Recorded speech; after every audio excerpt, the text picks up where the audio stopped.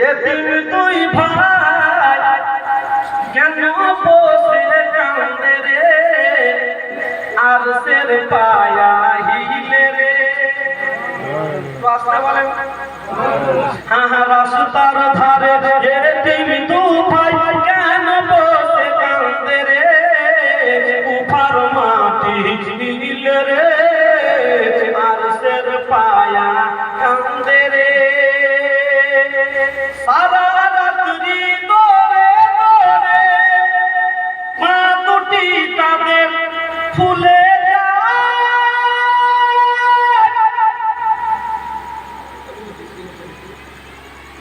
আওয়াজ কথা বোঝা গেছে। সারা রাত্রি দৌড়ে দৌড়ে মা দুটি তাদের ফুলে যায়, আর পাহাড়েতে ধাক্কা লেগে তাজা রক্ত ঝরে যায়, তাজা রক্ত ঝরে যায়।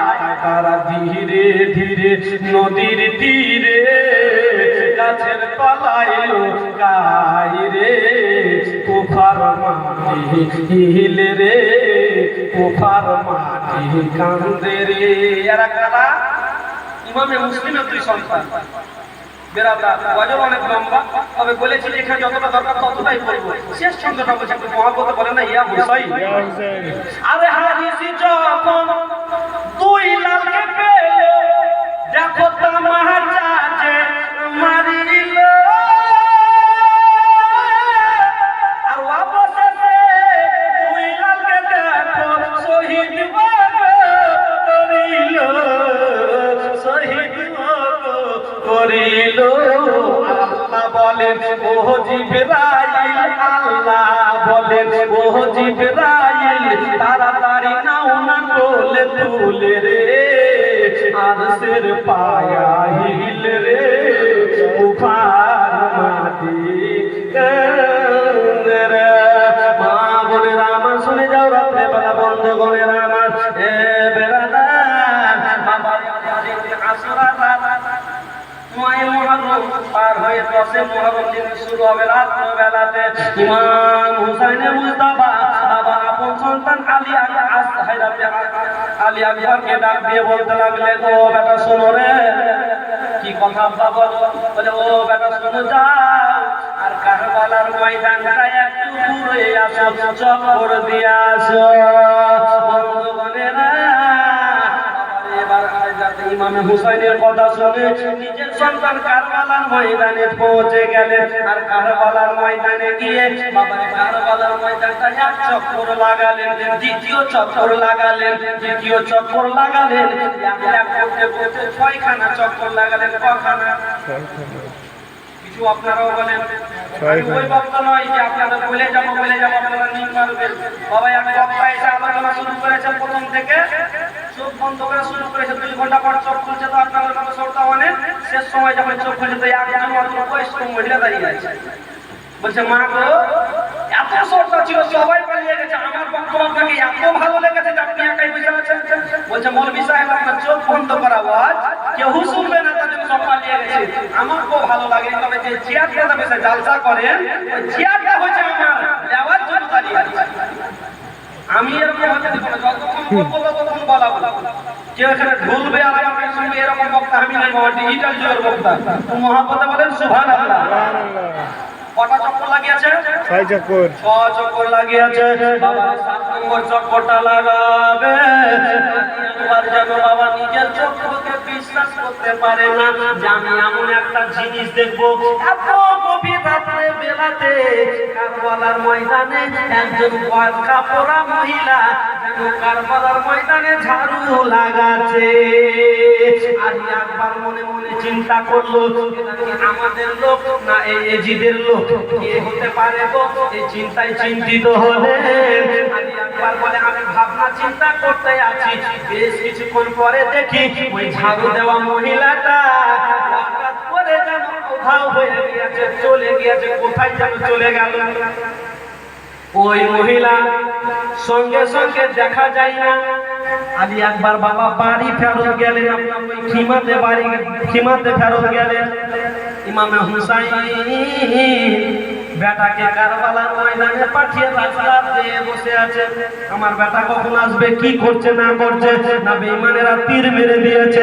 বন্ধুগণেরা আলী আকবরকে যেমনই দেখা সঙ্গে সঙ্গে ইমামে হোসেন একটা মিচকি হাসি দিয়েছে আর বলে, বেটা রে কারবালার ময়দান দেখলে? বলে, হ্যাঁ আব্বা দেখলাম, এক চক্কর মারলাম, দুই চক্কর মারলাম, 6 চক্কর কমপ্লিট করেছিলাম আব্বা।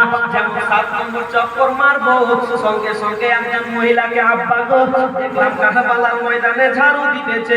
আব্বা গো ঝাড়ু তো দিতেছে ভালো, ঝাড়ু কোন রকমের সাহার বারণ দিয়ে নয় গো আব্বা, নিজের ওই বোরকা পরা মহিলা ওই বোরকার কাপড় দিয়ে কাটা পাথরগুলোকে দূরে সরাচ্ছে আব্বা। আমি এই দৃশ্যটা দেখলাম। বলে, বেটা রে তুমি কি ওই মহিলাকে একটা সালাম দাওনি? না আব্বা সালাম দিইনি। কেমন করে দেব আব্বা? আমি চিন্তিত হলাম, এটা এজিদের লোকের মহিলা, সীমা থেকে গিয়েছে কোন মহিলা, চিনতে পারি না বোরকা পরে রাত্রে বেলাতে। আব্বা এই চিন্তা করতে আছি, হঠাৎ করে মেয়েটা কোথায় কোথাও হয়ে গেল, কেমন করে সালাম দিব? বলে, বেটা রে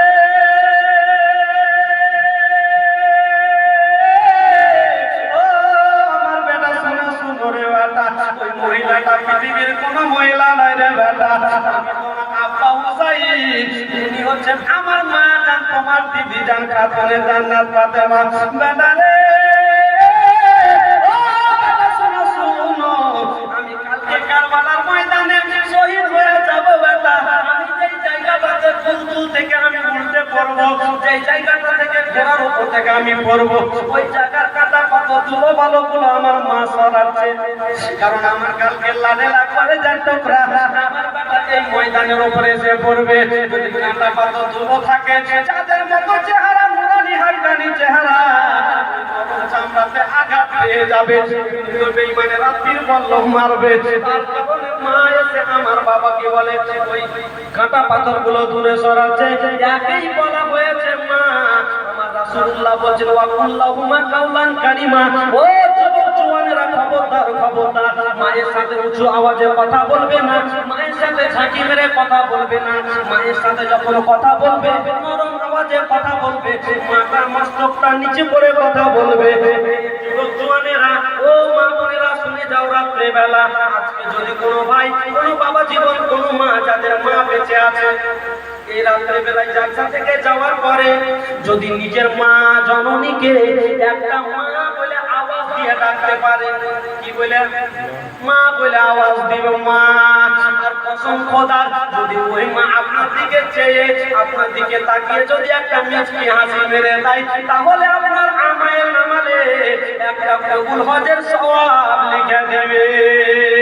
এই জন্য কবি বলছেন, আরে মাহের কান্দন যাব জীব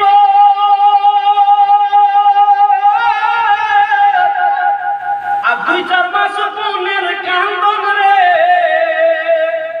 আরে ঘরের পরিবারের কান্দন কয়েকদিন পর থাকে না। দুঃখের দহরদি আমার জন্ম দুঃখী মা, দুঃখের দহরদি মা জন্ম দুঃখিনী মা, সে মায়ের মনে কেউ দুঃখ দিও না। জোরে বলবেন না সুবহানাল্লাহ। মাকে ভালোবাসলে বলা কেউ আছে? এই গাজনটা বলবো আর একটা ছন্দ, মায়ের মহব্বত 100 টাকা দেন তো, কালেকশন নাই বাবা।